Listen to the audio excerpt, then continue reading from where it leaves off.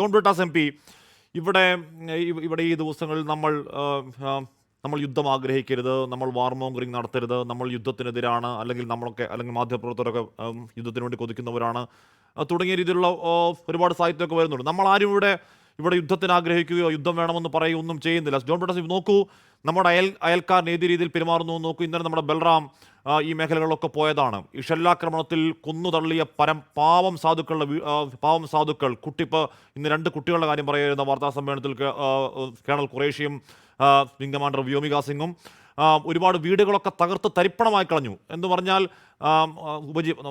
താങ്കൾക്കറിയാവുന്നതാണല്ലോ. അപ്പോൾ അങ്ങേയറ്റം പരമസാധുക്കളായ പാവം മനുഷ്യർ ജീവിക്കുന്ന ഈ സ്ഥലമാണ്. അവരുടെ കടകൾ, അവരുടെ ഉപജീവന മാർഗ്ഗങ്ങൾ അതിനെ ഉപയോഗിക്കാൻ കഴിയാത്ത വണ്ണം ധൂളി പടലങ്ങളാക്കി കളഞ്ഞു. അമ്മാതിരി അധാർമിക പണി ചെയ്യുന്ന ഒരു രാഷ്ട്രത്തോട്, അല്ലെങ്കിൽ പ്രകോപനത്തിൻ്റെ പരമാവധി ചെയ്യുന്ന ഒരു രാഷ്ട്രത്തോട് അതിന് മറുപടി കൊടുക്കാതെ പിന്നെ ഒരു രാഷ്ട്രം എന്നുള്ള നിലയ്ക്ക് നമുക്ക് എന്താണ് ചെയ്യാൻ കഴിയുക? Shri John Brittas M P.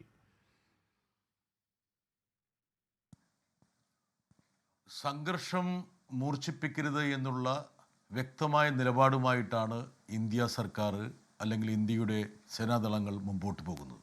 അതേസമയം നേരത്തെ ഇവിടെ സൂചിപ്പിച്ചതുപോലെ അത്യന്തം പ്രകോപിതപരമായിട്ടുള്ള നിലപാടുകളാണ് പാകിസ്ഥാൻ്റെ ഭാഗത്തുനിന്നുണ്ടാകുന്നത്.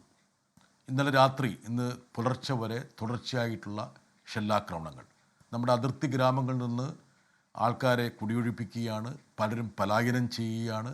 ഇപ്പോൾ എനിക്ക് തന്നെ നമ്മുടെ ഈ പഞ്ചാബിലേക്കുള്ള ബഠിണ്ഡ കേന്ദ്ര സർവകലാശാല ഉൾപ്പെടെയുള്ള സ്ഥലങ്ങളിൽ നിന്ന് മലയാളി വിദ്യാർത്ഥികൾ ബന്ധപ്പെടുന്നുണ്ട്. അവർക്ക് നാട്ടിലേക്ക് പോകണം, തീവണ്ടിയിൽ ടിക്കറ്റ് കിട്ടുന്നില്ല, നമ്മുടെ എയർപോർട്ടുകൾ അടഞ്ഞു കിടക്കുകയാണ്. അപ്പോൾ ആ മേഖലയിലുള്ള ജനങ്ങൾക്ക് ദുരിതം വിതറുന്ന രീതിയിലുള്ള പ്രകോപനപരമായിട്ടുള്ള ആക്രമണമാണ് പാകിസ്ഥാൻ്റെ ഭാഗത്തുനിന്നുണ്ടാകുന്നത്.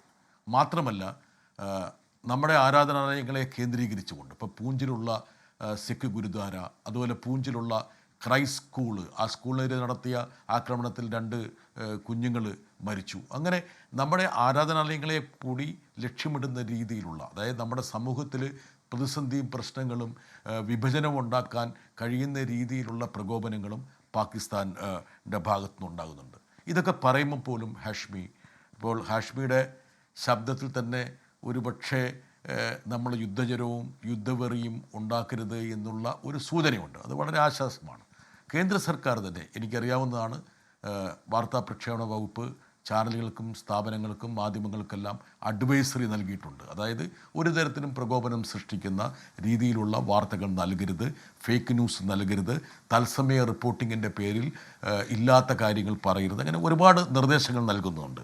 അപ്പോൾ അതുകൊണ്ട് മാധ്യമങ്ങൾ സംയമനം പാലിക്കണം. ഇപ്പോൾ ഇത് പറയുമ്പോൾ ഞാനെന്നുള്ള വ്യക്തി ഇതിനെ കാണുന്ന ഒരു രീതിയുണ്ട്. അതായത് ഇന്നലത്തെ സർവകക്ഷി യോഗത്തിൽ എല്ലാ രാഷ്ട്രീയ പാർട്ടികളും ഉത്തരവാദിത്വത്തോടെ അഭിപ്രായം പറയുകയും ആ അഭിപ്രായങ്ങളൊക്കെ കേന്ദ്ര സർക്കാർ വളരെ സർഗാത്മകമായിട്ട് ശ്രമിക്കുകയും അത് ഇൻപുട്ടായിട്ട് സ്വീകരിക്കുമെന്ന് പറയുകയും ചെയ്തു. പക്ഷേ അപ്പോൾ പോലും നമ്മളെപ്പോലുള്ള ആൾക്കാർ പറയുന്ന ചില വാക്കുകൾ വളച്ചൊടിച്ച് പലതരത്തിലുള്ള വിദ്വേഷ പ്രചരണത്തിന് ഉപയോഗിക്കുന്നൊരു രീതി ഇന്ന് സംജാതമായിട്ടുണ്ട്. ഇന്ന് വളരെ രസകരമായിട്ടുള്ള ഒരു ട്വീറ്റ് എൻ്റെ ശ്രദ്ധയിൽപ്പെട്ടു. വളരെ ശരിയാണ്. എന്താ കാരണം വെച്ചാൽ പല ദേശീയ ചാനലുകളും പരസ്പരം മത്സരിക്കുന്നതിൻ്റെ ഭാഗമായിട്ട് ഇല്ലാത്ത കഥകൾ മെനയുന്നുണ്ട്. വളരെ രസകരമായിട്ടുള്ള ട്വീറ്റിലെ ചില ശകലങ്ങൾ ഞാൻ വായിക്കാം. ഞാൻ കേരളത്തിലെ ചാനലുകളെക്കുറിച്ച് അഭിപ്രായം പറയില്ല. എന്താ കാരണം വെച്ചാൽ കഴിഞ്ഞ 2 ദിവസം കേരളത്തിലെ ചാനലുകൾ ഞാൻ വേണ്ടത്ര രീതിയിൽ ശ്രദ്ധിച്ചിട്ടില്ല, ഒരു ചർച്ചയിൽ പങ്കെടുത്തല്ലാതെ. അതായത് ആജ് തക്ക് കറാച്ചി പിടിച്ചെടുത്തു, ZTV ഇസ്ലാമാബാദ് പിടിച്ചെടുത്തു, മറ്റൊരു ചാനൽ റിപ്പബ്ലിക്ക് പിന്നെ പാകിസ്ഥാൻ മുഴുവൻ പിടിച്ചെടുത്ത് കഴിഞ്ഞു. അപ്പോൾ ഈ രീതിയിലുള്ള പ്രകോപനപരമായിട്ടുള്ള റിപ്പോർട്ടിങ് നമ്മുടെ മാധ്യമങ്ങളുടെ ഭാഗത്തു നിന്നുണ്ട്. പിന്നെ യുദ്ധമെന്തോ അനിവാര്യമാണെന്നുള്ള പ്രതീതി സൃഷ്ടിച്ചുകൊണ്ട് യുദ്ധം ജനങ്ങൾക്കെന്തോ വലിയ നേട്ടമുണ്ടാക്കി കൊടുക്കുമെന്നുള്ള ഒരു സൂചന പകരുന്ന രീതിയിലുള്ള ഒരു റിപ്പോർട്ടേജും നമ്മുടെ മാധ്യമങ്ങളുടെ ഭാഗത്തു നിന്ന്, ഞാൻ എല്ലാ മാധ്യമങ്ങളെക്കുറിച്ച് പറയില്ല, ഒരു വിഭാഗം മാധ്യമങ്ങളുടെ ഭാഗത്തു നിന്ന് ഉണ്ടാകുന്നുണ്ട്. അതുകൊണ്ട് തന്നെയാണ് ഒഫീഷ്യൽ ബ്രീഫിങ്ങിൽ കേന്ദ്രീകരിച്ചുകൊണ്ട് വേണം മാധ്യമങ്ങൾ റിപ്പോർട്ട് ചെയ്യാനെന്നുള്ള അഡ്വൈസറി കേന്ദ്ര സർക്കാർ നൽകിയിരിക്കുന്നത്. ഇന്ന് 2ാം ലോക മഹായുദ്ധ അവസാനിച്ചതിൻ്റെ വിക്ടറി ഡേ ആയിട്ട് ഇന്ന് റഷ്യ ആചരിക്കുന്ന സമയത്ത് ആ 2ാം ലോക മഹായുദ്ധം വിതച്ച ആ ദുരിതങ്ങളെക്കുറിച്ച് ഓർമ്മിക്കാൻ കഴിയുന്ന ഒരു ദിവസം കൂടിയാണ്.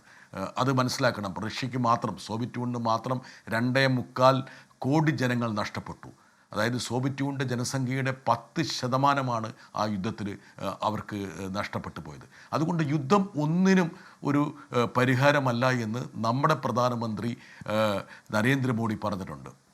യുക്രൈൻ യുദ്ധത്തിൻ്റെ പശ്ചാത്തലത്തിൽ മോഡി പുത്തിന് നൽകിയൊരു ഉപദേശമുണ്ട്. ഈ കാലഘട്ടത്തിന് നിരക്കുന്നതല്ല യുദ്ധമെന്നുള്ള അദ്ദേഹത്തിൻ്റെ ഏറ്റവും പ്രധാനപ്പെട്ട ആപ്തവാചകം. ഒരുപക്ഷെ ഈ വേളയിൽ ഞാൻ അതുതന്നെയാണ് ഉദ്ധരിക്കാൻ ആഗ്രഹിക്കുന്നത്. അതോടൊപ്പം തന്നെ അടൽ ബിഹാരി വാജ്പേയിയുടെ വാക്കുകളും, യുദ്ധം തുടങ്ങുമ്പോൾ അത് നിങ്ങളുടെ കയ്യിലായിരിക്കും, അവസാനിക്കുമ്പോൾ അത് നിങ്ങളുടെ കയ്യിലായിരിക്കണമെന്നില്ല. അഫ്ഗാനിസ്ഥാൻ്റെ ഉദാഹരണം നമ്മുടെ മുമ്പിലുണ്ട്. താലിബാൻ എന്നുള്ള ഒരു തീവ്രവാദ സംഘത്തിനെതിരെയാണ് അമേരിക്ക യുദ്ധം ചെയ്തത്. എത്രയോ കാലം യുദ്ധം ചെയ്തു. അവസാനം ആ താലിബാനെ ഏൽപ്പിച്ചിട്ട് അമേരിക്ക അവിടുന്ന് പലായനം ചെയ്തു. അതുകൊണ്ട് യുദ്ധങ്ങളൊന്നും ഒന്നിനും പരിഹാരമല്ല എന്ന് നമ്മുടെ രാജ്യത്തിൻ്റെ വളരെ പ്രഖ്യാപിതമായിട്ടുള്ള നയമാണ്. ആ നയം തന്നെയാണ് തങ്ങൾ തുടരുന്നത് എന്ന് കേന്ദ്ര സർക്കാർ സർവകക്ഷി പ്രതിനിധികളെ അറിയിച്ചിട്ടുണ്ട്. അതേസമയം തന്നെ ഇന്ത്യയുടെ ഐക്യവും അഖണ്ഡതയും കാത്തുസൂക്ഷിക്കാൻ വേണ്ടി പാകിസ്ഥാൻ്റെ ഭാഗത്തുനിന്ന് വരുന്ന ഏത് പ്രകോപനത്തിനും ശക്തമായ തിരിച്ചടി നൽകണമെന്നുള്ള ഒരു ഏകമാനമായിട്ടുള്ള അഭിപ്രായം രാജ്യത്ത് ഉരുത്തിരിഞ്ഞിട്ടുണ്ട്. ഇത്രയും കൃത്യമായ ഐക്യം അല്ലെങ്കിൽ ഒരുമ ഒരുപക്ഷെ മറ്റൊരു രാജ്യത്തിൽ നമുക്ക് കാണാൻ കഴിയില്ല.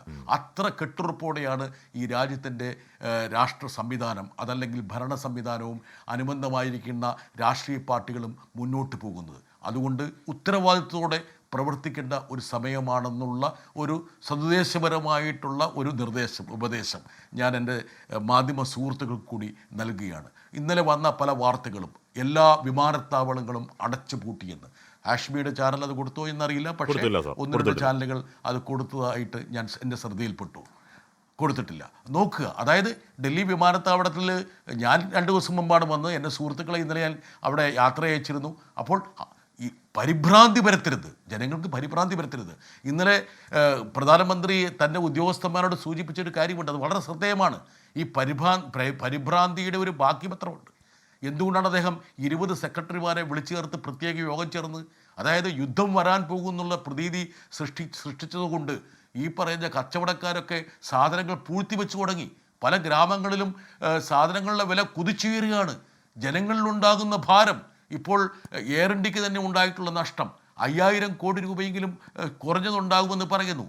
ഇപ്പോൾ എയർ ടിക്കറ്റുകളിൽ ഉണ്ടായിരിക്കുന്ന വർധനവ്, എത്രയോ വിമാന സർവീസുകൾ നിർത്തലാക്കി. അതുകൊണ്ട് യുദ്ധമെന്ന് പറയുന്നത് എന്തോ ലഡുവാണ്, ജിലേബിയാണെന്നുള്ള ധാരണയിൽ ചില റിപ്പോർട്ടിങ്ങുകൾ നമ്മുടെ ചാനലുകളിലും മാധ്യമങ്ങളിലും നടക്കുന്നുണ്ട്. അത് നിരുത്തരവാദപരമായിട്ടുള്ള റിപ്പോർട്ടിങ്ങാണ്. അത് കേന്ദ്ര സർക്കാരിൻ്റെയോ ഇന്ത്യയുടെയോ നയമല്ല. പ്രധാനമന്ത്രി മുന്നോട്ട് വെക്കുന്ന ആപ്തവാക്യത്തിന് വിരുദ്ധമായിട്ടൊരു കാര്യമാണെന്ന് മനസ്സിലാക്കണം. സമാധാനത്തെക്കുറിച്ച് പറയുന്നത് എന്തോ അപകടമാണ്, അതെന്തോ മോശപ്പെട്ട കാര്യമാണെന്നുള്ള പ്രതീതി കൂടി നമ്മുടെ സാമൂഹ്യ മാധ്യമങ്ങളിൽ സൃഷ്ടിക്കപ്പെടുന്നുണ്ട്. അതും അപകടകരമായ ഒരു കാര്യമാണ്. അതുകൊണ്ടാണ് ഞാൻ പറഞ്ഞത്, 2ാം ലോക മഹായുദ്ധം അവസാനിച്ച് ജർമ്മനി സറണ്ടർ ചെയ്ത് ഇന്ന് റഷ്യ ആചരിക്കുകയും ആഘോഷിക്കുകയും ചെയ്യുമ്പോൾ ആ യുദ്ധക്കെടുതികളൊക്കെ നമ്മുടെ മനസ്സിലേക്ക് സാംശീകരിക്കേണ്ട ഒരു സമയം കൂടിയാണ്. അതേസമയം ഇന്ത്യ എന്ന ഉത്തരവാദിത്തപ്പെട്ട ജനാധിപത്യ രാജ്യത്തിന് തങ്ങളുടെ പൗരന്മാരെയും ജനങ്ങളെയും സംരക്ഷിക്കാനുള്ള ഉത്തരവാദിത്വമുണ്ട്. 1 ഇഞ്ച് സ്ഥലം പോലും പാകിസ്ഥാന് വിട്ടുകൊടുക്കാൻ കഴിയില്ല. പക്ഷേ ഒരു പാകിസ്ഥാനിൽ എന്ത് എന്നുള്ളൊരു ചോദ്യം കൂടി നമ്മൾ മുന്നോട്ട് വെക്കണം. എന്താ കാരണം എന്ന് വെച്ചാൽ, അഫ്ഗാനിസ്ഥാനിൽ സംഭവിച്ചതുപോലെ പാകിസ്ഥാനിലെ സിവിലിയൻ ഭരണത്തിന് പകരം ആ പാകിസ്ഥാന്റെ നിയന്ത്രണം, അണുവായുധങ്ങളുള്ള പാകിസ്ഥാന്റെ നിയന്ത്രണം അവിടുത്തെ റോഗ് എലമെൻസിന്, തെമ്മാടിക്കൂട്ടങ്ങൾക്ക്, തീവ്രവാദികളുടെ കയ്യിലേക്ക് പോയാൽ ഉണ്ടാകുന്ന ദുരന്തത്തെക്കുറിച്ച് കൂടി നമ്മുടെ രാഷ്ട്രതന്ത്രജ്ഞന്മാർ